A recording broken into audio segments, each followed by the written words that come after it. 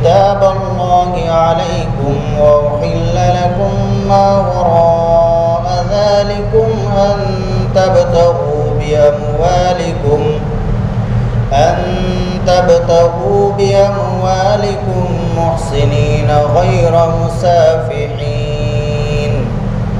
فما استمتعتم به منهن فآتوهن أجورهن فريضة ولا جناح عليكم فيما تراضيتم به من بعد الفريضة إن الله كان عليما حكيما۔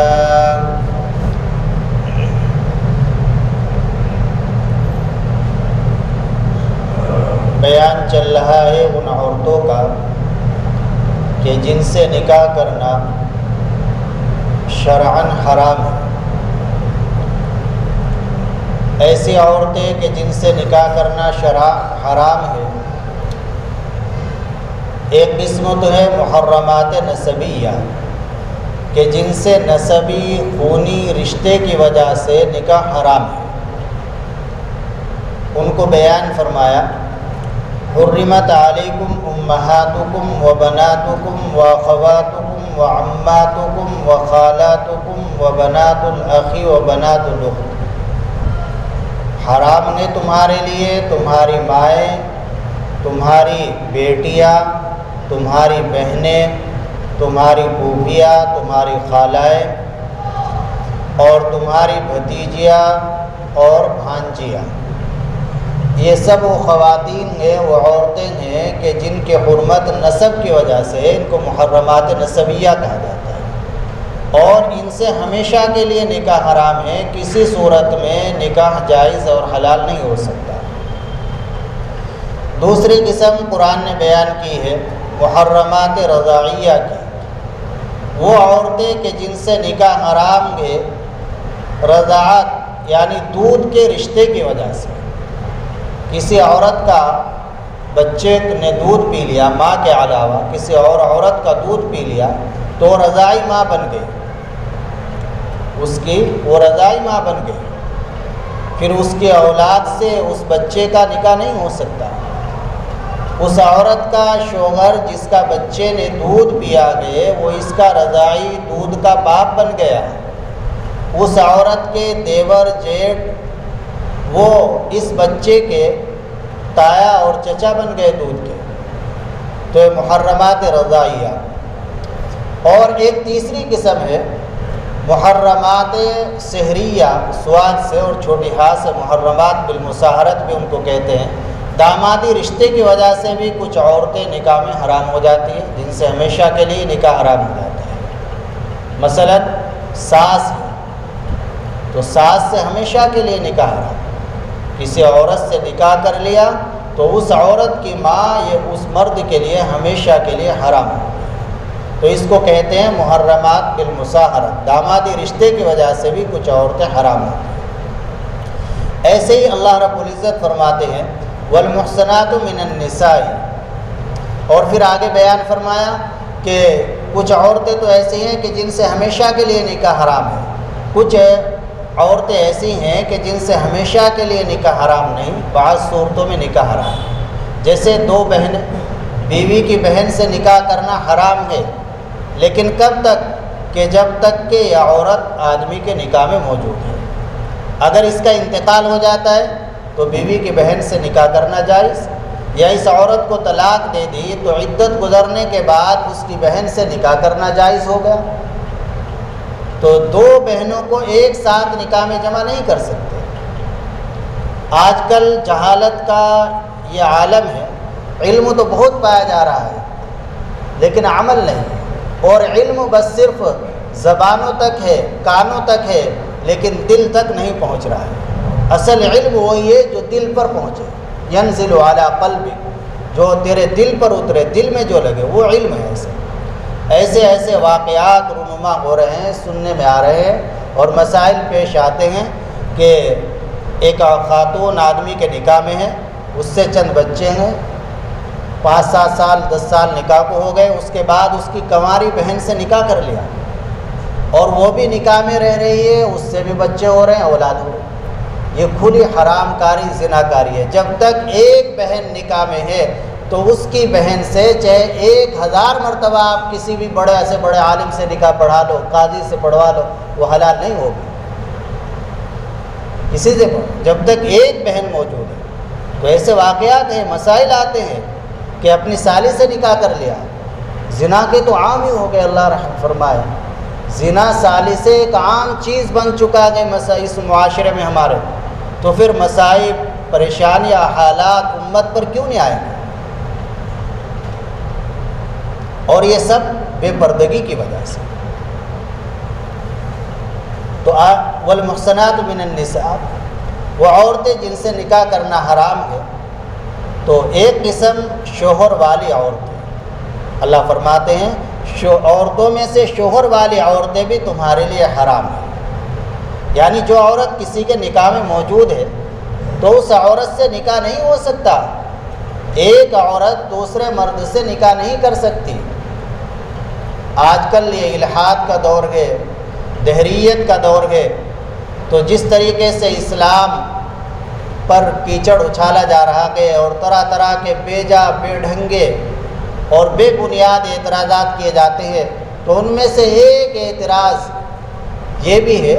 اور اسے بھی لوگ موضوع بناتے ہیں، کہ جس طریقے سے مرد کے لیے چند بیویوں سے نکاح کرنا جائز ہے، تو عورت کے لیے چند مردوں سے نکاح کرنا کیوں جائز نہیں ہے؟ یہ بھی ایک سوال بنایا جاتا ہے، مسلمانوں کو بہکایا جاتا ہے، اسلام پر اعتراضات کرتے ہیں ملحد لوگ۔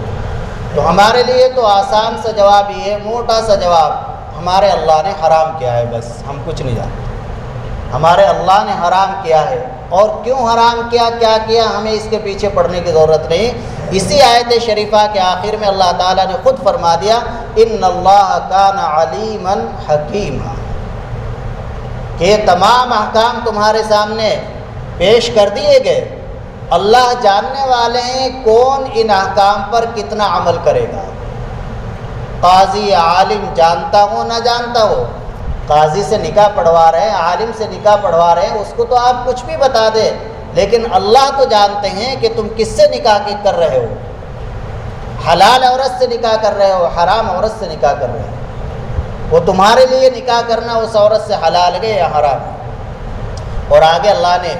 اپنی ایک صفت بیان فرمائی، حکیم، اللہ تعالیٰ حکمت والے بھی ہیں، کہ اللہ رب العزت کا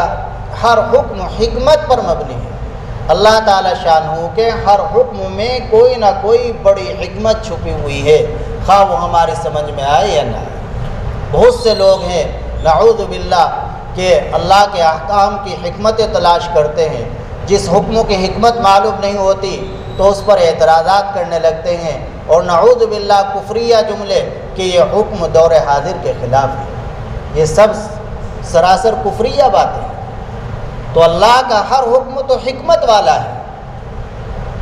اللہ کا ہر حکم حکمت والا ہے، اس میں یقیناً کوئی نہ کوئی حکمت ہے، مصلحت ہے، خیر ہے، بھلائی ہے، خواہ وہ ہماری سمجھ میں آئے یا نہ آئے۔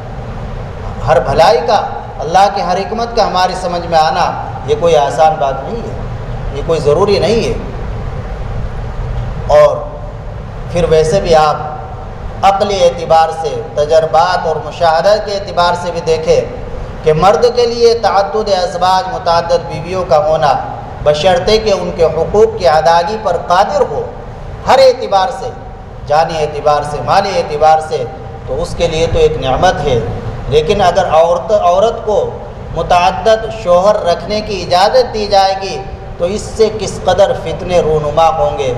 یہ عورت پر ایک طرح سے ظلم ہوگا۔ عورت کو اللہ تعالیٰ نے نازک بنایا ہے، کمزور بنایا ہے، وہ ایک شوہر کا حق ہی ادا نہیں کر پاتی بیچاری، اس کے حالات ایسے پیش آتے ہیں ہر مہینے کچھ، تو متعدد شوہر ہوں گے تو کیسے؟ اور ایک بڑی خرابی یہ ہے کہ اگر ایک عورت کو متعدد شوہروں سے اجازت دی جائے گی نکاح کرنے کی اور متعدد شوہر رکھنے کی، تو کوئی انسان پھر ثابت النسبی نہیں ہوگا، کسی سے نسبی ثابت نہیں ہوگا،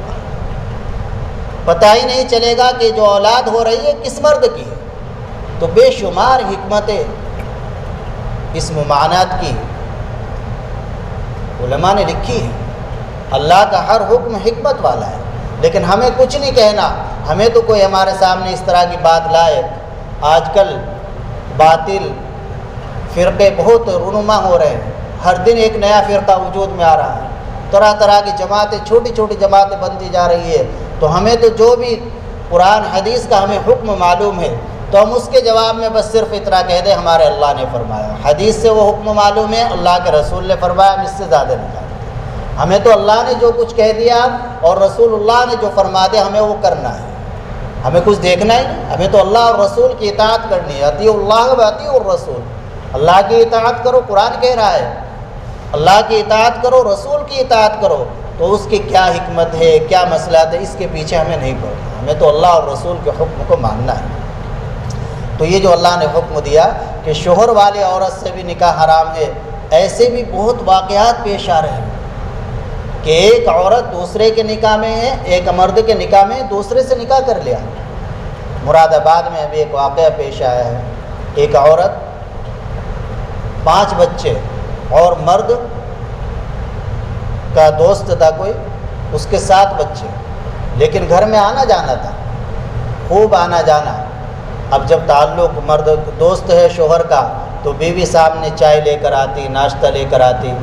تو اسی طرح آہستہ آہستہ بات بڑھتی گئی، تعلقات بڑھ گئے۔ پھر یہ موبائل کا دور ہے، فون پر بات ہونے لگی۔ پھر کچھ دن کے بعد ایسا ہوا کہ شوہر کی عدم موجودگی میں بھی وہ مرد آنے لگا۔ پھر کچھ دن کے بعد نوبت یہاں تک پہنچی کہ وہ عورت اس مرد کے ساتھ سفر میں جانے لگی۔ پھر کچھ دن کے بعد یہ نوبت آئی کہ کئی دن تک غائب۔ اب شوہر نے جب تنبیہ کرنا چاہی، جب تنبیہ کا موقع تھا وہ تو اس وقت تو تنبیہ نہیں کی، اس وقت تو غفلت برتی اور شریعت کے احکام کو توڑا۔ اگر شریعت کے حکم کو، اللہ اور رسول کے حکم کو اسی وقت مضبوطی سے پکڑ لیتا تو پھر یہ نوبت نہ آتی۔ تو جب شوہر نے کچھ دھمکی، مارنا پیٹنا شروع کیا تو اس نے اٹھا کر کورٹ میرج کی رسید دکھا دی کہ میرا تو نکاح ہوا۔ ایک مرد کے نکاح میں اس سے 5 بچے اور دوسرے 7 بچے والے مردوں سے نکاح کر لیا۔ وجہ کیا بنی؟ بے پردے کی، دیوس بنا۔ اللہ کے نبی صلی اللہ علیہ وسلم نے دیوس پر بڑی لعنت فرمائی۔ اللہ کے نبی صلی اللہ علیہ وسلم نے ایک روایت میں ارشاد فرمایا 3 آدمی جنت میں داخل نہیں ہوں گے، 3 آدمی جنت میں داخل نہیں ہوں گے۔ کون؟ فرمایا مدمن الخمر، شراب کا عادی، دوسرے الرجلۃ من النساء، وہ عورتیں جو مردوں کے ساتھ مشابہت اختیار کرتی ہیں، وہ عورتیں جو مردوں جیسا لباس پہنتی ہے، مردوں جیسی چپلیں پہنتی ہے، مردوں جیسی رفتار گفتار اختیار کرتی ہے، چال چلن۔ دیکھ لیجیے آپ، پینٹ برسر مردوں کا لباس عورتیں پہن رہی ہیں تو وہ جنت میں داخل نہیں ہوگی۔ بہت سے لوگ کہتے ہیں جی میری بچی جنس کی پینٹ پہن لیتی ہے لیکن نمازی بہت ہے، تہجد گزار ہے، کچھ بھی کرتی رہے، اللہ کے نبی نے فرما دیا کبھی بھی جنت میں داخل نہیں ہو سکتی جو مردوں جیسا لباس پہنے، مردوں کی مشابہت اختیار کرے گی جو عورت۔ اور تیسرے فرمایا دیوس بھی جنت میں داخل نہیں ہوگا۔ صحابہ نے عرض کیا اللہ کے رسول صلی اللہ علیہ وسلم مدمن الخمر کا مطلب بھی سمجھ میں آ گیا، عربی جانتے تھے، اور الرجلۃ من النساء بھی سمجھ میں آ گیا، عورتوں کے ساتھ مشابہت اختیار کرنے والا، لیکن یہ دیوس سمجھ میں نہیں آیا، دیوس کون ہے؟ آپ جو فرما رہے ہیں دیوس جنت میں داخل نہیں ہوگا، حضرات صحابہ کی ایک سنت ہے، جو چیز سمجھ میں نہ آئے تو اس کو ادب کے انداز سے معلوم کریں۔ امام صاحب کتاب پڑھتے ہیں، کتاب میں بھی کچھ بات ایسی آ جاتی ہے کہ جو ہماری سمجھ میں نہیں آئی تو اس کو امام صاحب کا قصور نہ سمجھے، اپنا قصور سمجھے کہ میری سمجھ میں نہیں آ سکی، اور پھر ادب سے معلوم کر لیں۔ جو بات ادھوری سمجھ میں آئی اس کو بھی مکمل کر لے۔ بہت سی باتیں ایسی پھیل جاتی ہے کہ بیان میں کوئی بات سنی، صحیح سمجھی نہیں، آگے پھیلانے شروع کر دی، اور بیان نام لے دیا فلاں مفتی صاحب بیان کر رہے تھے، فلاں مفتی صاحب، حالانکہ ایسا بالکل نہیں بیان کر سکتے ہو، کوئی بھی نہیں کر سکتا۔ وہ ہمارے سمجھنے کو پہلے اچھی طرح سمجھیں، جو بات ہمیں اچھی طرح سمجھ میں آ گئی، جس چیز کا مطلب صحیح سمجھ میں آ گیا وہی آگے بیان کریں، جو ادھوری بات سمجھ میں آئی اس کو بالکل بیان نہ کریں۔ تو صحابہ نے عرض کیا اے اللہ کے رسول یہ دیوس کیا ہے؟ دیوس کسے کہتے ہیں؟ نبی پاک صلی اللہ علیہ وسلم نے ارشاد فرمایا بل لا یبالی من يدخل علی اہلہ، دیوس وہ شخص ہے کہ جسے کوئی پرواہ نہیں کہ اس کی گھر کی عورتوں کے پاس کون آ رہا ہے کون جا رہا ہے، گھر کی عورتیں کس سے پردہ کر رہی ہے کس سے پردہ نہیں کر رہی، کوئی پرواہ نہیں، اسے دیوس کہتے ہیں۔ بیٹی کے بارے میں کوئی پرواہ نہیں کہ میری بیٹی فون پر کس سے بات کر رہی ہے، میری بیٹی کے پاس کون آیا کہ کون اس کا فرینڈ مل کے گیا کہ کوئی پرواہ نہیں، بہن کے پاس کون آیا کہ کوئی پرواہ نہیں، بیوی کس سے بات کر رہی ہے کس سے پردہ کر رہی ہے کس سے نہیں پردہ کر رہی ہے، کوئی پرواہ نہیں۔ اللہ کے نبی نے فرمایا ایسا شخص دیوس ہے اور یہ جنت میں داخل نہیں ہوگا۔ آج یہ جو ہر دن واقعات اخباروں کی سرخیاں بنے ہوئے ہیں، موبائلوں پر واٹس ایپ پر یوٹیوب پر آ رہے ہیں، فلاں لڑکی فلاں کے ساتھ بھاگ گئی، وہ بے شمار واقعات، بے شمار ایسے واقعات کچھ چھپے رہ جاتے ہیں نہیں اخباروں میں آتے، لیکن ہر دن کوئی نہ کوئی واقعہ ایسا پیش آ رہا ہے، ہر دن کوئی نہ کوئی واقعہ۔ ایک واقعہ اور ہوا ایسا ہی، یہ سب کی بنیاد بے پردگی ہے۔ شریعت نے پردہ فرض کیا، دیور سے بھی پردہ ہے، جیٹھ سے بھی پردہ ہے، بہنوئی سے بھی پردہ ہے، نندوئی سے بھی پردہ ہے، ان سب سے پردہ۔ نندوئی کا واقعہ ہوا ابھی، ایک عورت 5 بچے اور اس مرد کے بھی کئی 3-4 بچے، اور وہ بھاوج نندوئی کے ساتھ لگ گئی اور چلی گئی اور نکاح بھی کر لیا اور اس نے طلاق بھی نہیں دی، نکاح دوسرے۔ والمحصنات من النساء پہ یہ سب واقعات، یہ اس طرح کے واقعات دارالافتاء میں آتے ہیں، مسئلے چھپے ہوئے وہاں سب یہ واقعات سامنے آتے ہیں، ہر دن ایسے واقعات۔ نندوئی کے ساتھ چلی گئی، نکاح بھی کر لیا، گھر برباد ہو گئے، 2 گھر برباد ہو گئے۔ ایسے ہی اکیلی لڑکی ایک صاحب کے، اور اکیلی لڑکی شادی کی تاریخ بھی مقرر کر دی، سامنے غیر مسلم کا گھر تھا، اس کے گھر آنا جانا خوب،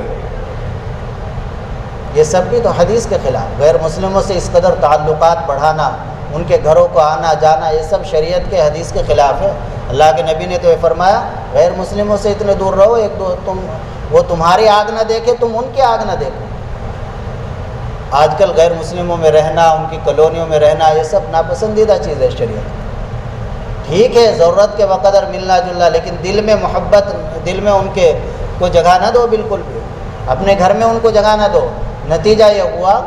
بات پر بات آتی جا رہی ہے کہ وہ لڑکی شادی کی تاریخ مقرر اس غیر مسلم لڑکے کے ساتھ بھاگ گئی، فرار ہو گئی۔ یہیں یہ مالیر کوٹلے کا تو ابھی واقعہ ہوا، عالم کی لڑکی، مولوی کی لڑکی، گھر کے سامنے میڈیکل، وہ مولوی کی لڑکی، دیکھی کیا عزت خاک میں مل گئی۔ لیکن وہ چونکہ پنجاب کا ماحول ہے، چاہے مالیر کوٹلہ ہو، کوئی پردے کا ماحول نہیں ہے وہاں، مالیر کوٹلے میں کسی حد تک تھوڑا بہت، لیکن برقع پردہ کچھ نہیں۔ تو مولانا کی لڑکی کس قدر عزت خاک میں مل گئی، بیچارے زندہ ہی آدمی قبر میں چلا جاتا ہے، وہ سامنے میڈیکل تھا اس کا غیر مسلم کا، اس کے ساتھ چلی گئی اور غیر مسلم ہی بن گئی، اللہ حفاظت ہے۔ تو یہ سب کہنے کا منشا یہ ہے کہ شرعی پردہ اپنے گھروں کے اندر زندہ کر لیا جائے۔ بس ان سب سے اگر بچنا چاہتے ہو، عزت آبرو کو محفوظ رکھنا چاہتے ہو معاشرے میں، تو بس اپنے گھر کے اندر ایک کام کر لو کہ شرعی پردہ زندہ کر لو۔ شریعت میں جس سے پردہ ہے، ماموں کے لڑکوں سے بھی پردہ ہے، خالہ کے لڑکوں سے بھی پردہ ہے، پھوپھی کے کتنے واقعات، ماموں کے لڑکے کے ساتھ بھاگ گئی، خالہ کے لڑکے کے ساتھ بھاگ گئی، پھوپھی کے لڑکے کے ساتھ بھاگ گئی۔ تو ان سب سے شریعت میں جو ذات بھائی ہیں، ذات بہنوں کے لیے خالہ زاد بھائی، ماموں زاد بھائی، پھوپھی زاد بھائی، چچا زاد بھائی، چچا زاد بھائی سے بھی پردہ، تایا زاد بھائی سے بھی پردہ۔ تو آج اگر ہمارے گھروں کے اندر یہ شرعی پردہ قائم ہو جائے تو انشاءاللہ پھر اس طرح کی بے عزتی کے واقعات ہمیں دیکھنے کو نہیں ملیں گے۔ تو والمحصنات من النساء، اور پھر یہ بے پردگی کی تو بڑی لعنت حدیث شریف میں ہے کہ جس گھر میں عورت بے پردہ رہتی ہے، سر کھلا ہوا ہے اس کا، جلالین شریف کے حاشیے میں روایت نقل کی ہے، اس گھر میں فرشتے داخل نہیں ہوتے رحمت کے۔ اب ہماری کتنی خواتین ہیں کھانا بنا رہی ہے اور یہ دوپٹہ اس کا گلے میں پڑا ہوا ہے، اولت تو ہے ہی نہیں، اگر ہے تو گلے میں ہے، وہ بال بھی گر جاتے ہیں کھانے میں، بال بھی کھانے میں گر جاتے ہیں، اور یہ ایک بڑا نقصان یہ کہ فرشتے ہی داخل نہیں ہو رہے، فرشتے ہی وہاں داخل نہیں ہو رہے، تو ایک بڑا نقصان ہے۔ تو پردے کا ماحول ہونا چاہیے۔ اور اللہ کے نبی صلی اللہ علیہ وسلم کو جب معراج ہوئی، خواتین کو یہ باتیں سنائیں، سن بھی رہی ہوگی شاید، آج بھی موجود ہیں، آج نکاح تو ان کو سنائیں، ضروری ہے بہت پردے کا۔ اللہ کے نبی صلی اللہ علیہ وسلم کو جب معراج ہوئی تو آپ نے دیکھا کہ کچھ لوگ ہیں جو جنت کے اندر بڑے عیش و آرام سے ہیں، کچھ لوگ ہیں جو جہنم میں بہت تڑپ رہے ہیں، اور کچھ آپ کو ایک نمونہ دو جماعتوں کا ایک ایسا نمونہ دکھایا گیا آپ کو کہ وہ بڑے سخت عذاب میں ہیں، پریشانی میں ہیں، اور جنت سے بہت دور۔ ان کے بارے میں یہ بتلایا گیا کہ یہ جنت تو جنت، یہ جنت کی بو بھی نہیں پائیں گے، سینکڑوں میل کی مسافت پر یہ جنت سے دور رہیں، چاہے وہ کچھ بھی کتنے بھی اچھے اعمال کرنے والے ہوں۔ صنفان لمارہما، کہ مجھے بتلایا تو گیا ان کے عذاب کے بارے میں، لیکن میں نے ان کو وہاں موجود نہیں دیکھا، اس زمانے میں گویا تھے نہیں اس طرح کے لوگ، وہ بعد میں ہوں گے۔ کون ہیں وہ لوگ؟ فرمایا قوم معہم سبات کاذناب البقر یضربون الناس۔ ایک تو وہ لوگ کہ جن کے ہاتھوں کے اندر ڈنڈے ہوں گے، کیسے ڈنڈے؟ کہ جیسے گائے بیل کی دم ہوتی ہے، اتنے بڑے بڑے ڈنڈے، اور اس سے وہ لوگوں کو ماریں گے۔ تو اس کی تشریح میں جو علماء نے لکھا ہے کہ اب سے کچھ وقت پہلے نوابوں کا زمانہ تھا، تو نوابوں کا حال یہ تھا کہ ان کے گھر کے سامنے سے، ان کے بنگلے کے سامنے سے اگر کوئی آدمی گھوڑے پر سوار ہو کر گزر جاتا جو نواب نہ ہوتا، تو اس کی وہ پٹائی کرا کرتے تھے اس طرح کے ڈنڈے سے۔ سنا بھی ہوگا آپ نے بھی، ہم نے بھی کچھ سنا اس طرح کے لوگوں سے، علماء نے کتابوں میں لکھا ہے کہ یہ دور گزر گیا ہے، لیکن ابھی بھی موجود ہے، ابھی یہ موجود ہے۔ پولیس والوں پر یہ ثابت ہوتا ہے کہ پولیس والے یضربون الناس، کس کو ماریں گے؟ مالداروں کو نہیں ماریں گے، وہ رکشے والے کو، ریڑھی والے کو، اس طرح ڈنڈے ماریں گے۔ تو ایسے لوگ، اور دوسرے فرمایا وَنِسَاءٌ کاسیاتٌ عاریاتٌ ممیلاتٌ مائلاتٌ رؤوسہن کأسنمۃ البخت، کہ وہ عورتیں کہ جو ظاہر میں کپڑے پہنے ہوئے ہوں گی لیکن حقیقت میں وہ ننگی ہو، شریعت کے اعتبار سے وہ ننگی ہو، جو خود بھی دوسروں کو اپنے طرف مائل کریں گی، دوسرے بھی ان کی طرف مائل ہوں گے، اور وہ بھی دوسروں کی طرف مائل ہوں گی، اور جب وہ سڑکوں پر نکلے گی تو ان کے سر اس طرح ہوں گے جیسے اونٹ کی کوہان، وہ بالوں کا جوڑا بنا کر اس طرح ہو کر کے نکلے گی۔ ننگی ہونے کا کیا مطلب ہے؟ کپڑے پہنے ہوئے، پھر ننگی کیوں کہا حدیث شریف میں؟ علماء نے اس کے 3 مطلب بیان کیے ہیں۔ ایک مطلب تو یہ کہ وہ کپڑے تو پہنے ہوئے ہوں گی لیکن کپڑے ان کے ناقص ہوں گے، ادھورے ہوں گے، شارٹ ہوں گے ان کے کپڑے۔ کیسے؟ کہ یہ بات یہاں تک کی ہوگی، اور ٹخنوں سے اوپر پنڈلی تک کا ان کا پاجامہ ہوگا، پینٹ شرٹ جو بھی پہنے گی اس طرح کا، پیٹ بھی کھلا ہوا ہوگا جیسے ساڑی میں کھل جاتا ہے، بلاؤز وغیرہ جو بناتی ہیں عورتیں ساڑی کا، اس میں کھلا ہوا ہوتا ہے۔ تو یہ ظاہر میں کپڑے پہنے ہوئے ہیں لیکن شریعت کے نظر میں اس کو عاریہ، ننگی عورت کہا گیا ہے۔ ایسی عورت کہ جو یہاں تک کیا لباس پہنے ہوئے یا پنڈلی تک کا لباس پہنے ہوئے ہے، بازو تک کا لباس پہنے ہوئے ہے، تو ایسے عورت کو شریعت کی نظر میں ناقص اور ادھورا کپڑے پہننے والی کو ننگی کہا گیا ہے۔ اور اس کے بارے میں اللہ کے نبی نے فرمایا کہ جنت میں داخل ہونا تو دور کی بات، جنت کی بو بھی نہیں پائے گی۔ جنت میں داخل ہونا تو دور کی بات ہے، جنت کی بو بھی نہیں پائے گی۔ اور دوسری تشریح اور تفسیر یہ کی ہے اس حدیث شریف کی کہ وہ عورتیں کہ جو کپڑے پہنتی ہے، پورے کپڑے پہنتی ہے، فل باڈی کے کپڑے پہنتی ہے، لیکن وہ کپڑے انتہائی باریک ہوتے ہیں جس سے ان کا بدن نظر آتا ہے۔ تو ایسی عورتیں بھی ظاہر میں کپڑے پہنے ہوئے لیکن شریعت نے ان کو عاریات، ننگی عورتیں کہا ہے۔ اللہ کے نبی نے ان کو ننگی عورتیں بتلایا ہے، باریک کپڑا ایسا جس سے بدن نظر آ رہا۔ اور تیسری تفسیر علماء نے یہ کی ہے کہ اس سے مراد ہے وہ کپڑا جو تنگ کپڑا پہننا۔ بعض خواتین کپڑا موٹا بھی پہنتی ہے، فل بھی پہنتی ہے، لیکن وہ اس کو بدن پر ایسا تنگ کرتی ہے کہ جس سے بدن کی ساخت، بناوٹ پوری نظر آتی ہے۔ تو یہ بھی ظاہر میں تو کپڑا پہن رکھا ہے، اس نے فل کپڑا پہن رکھا ہے، فل بازو ہے، ٹخنوں سے نیچے تک ہے اور موٹا کپڑا بھی ہے، لیکن تنگ اتنا سل رکھا ہے کہ اس سے بدن کی بناوٹ ساخت نظر آتی ہے۔ تو اللہ کے نبی صلی اللہ علیہ وسلم نے ارشاد فرمایا کہ یہ بھی ظاہر میں کپڑا پہنے ہوئے لیکن حقیقت میں یہ ننگی عورت ہے، اور ایسی عورت کو بھی جنت کی بو نصیب نہیں ہوگی، جنت میں داخلہ تو دور کی بات ہے۔ تو خیر میں عرض کر رہا تھا والمحصنات من النساء کہ جو شوہر والی عورتیں ہیں ان سے نکاح حرام ہے۔ کب تک نکاح حرام ہے؟ جب تک کہ موجودہ شوہر اس کو طلاق نہ دے دے اور اس کی وہ عدت نہ کر لے۔ جب طلاق دے دے گا یا انتقال ہو جائے گا اور وہ عدت کر چکے گی، عدت پوری ہو جائے گی، پھر اس سے جو چاہے نکاح کر سکتا ہے، جس سے اس کا نکاح حلال ہو سکتا ہے۔ تو ایسے واقعات رونما ہو رہے ہیں۔ یہ جہالت بہت سے کو تو پتہ بھی نہیں ہے، بہت سے تو یہ کہہ دیتے ہیں کہ جی چند عورتوں سے نکاح حلال ہے، کوئی بھی ہو، یعنی اپنی سالی سے نکاح اور شوہر والی عورتوں سے نکاح، ایسے بے شمار واقعات ہیں۔ تو میں نے 2-4 واقعات آپ کو سنائے ہیں۔ بس آج یہ اتنا ہی، اللہ عمل کی توفیق عطا فرمائے۔ الحمدللہ رب العالمین، اللہم اجعل صلواتک ورحمتک وبرکاتک علی سید المرسلین امام المتقین وخاتم النبیین محمد عبدک ورسولک امام الخیر وقائد الخیر ورسول الرحمہ، اللہم بعثه مقاما محمودا یغبط به الاولون والآخرون، اللہم صل علی محمد وعلى آل محمد كما صليت على إبراهيم وعلى آل إبراهيم إنك حميد مجيد، ربنا ظلمنا أنفسنا وإن لم تغفر لنا وترحمنا لنكونن من الخاسرين،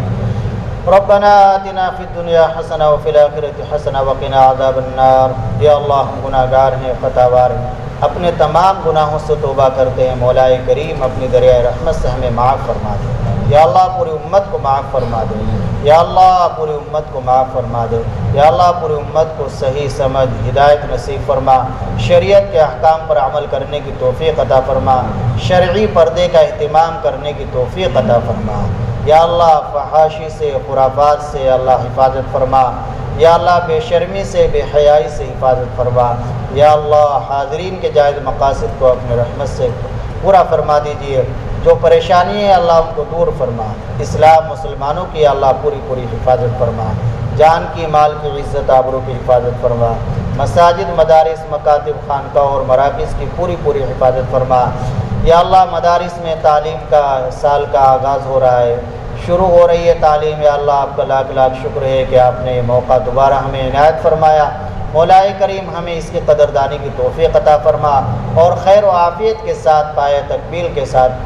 تکمیل تک پہنچا۔ یا اللہ تمام بچے جو دور دراز سے پڑھنے کے لیے آئے ہیں مدارس میں، سب کو یا اللہ خیر و عافیت کے ساتھ علم نافع عطا فرما، تمام شرور و فتن سے، ہر طرح کی بلائے سے اللہ سب کی حفاظت فرما۔ یا اللہ مدارس کی ضروریات کو یا اللہ غیب سے پورا فرما، یا اللہ ہر طرح کی مدد فرما، یا اللہ بغیر مانگے عنایت فرما، مولا ہماری دعا کو اپنے فضل و کرم سے قبول فرما۔ ربنا تقبل منا انک انت السمیع العلیم وتب علینا انک انت التواب الرحیم، وصلی اللہ تعالی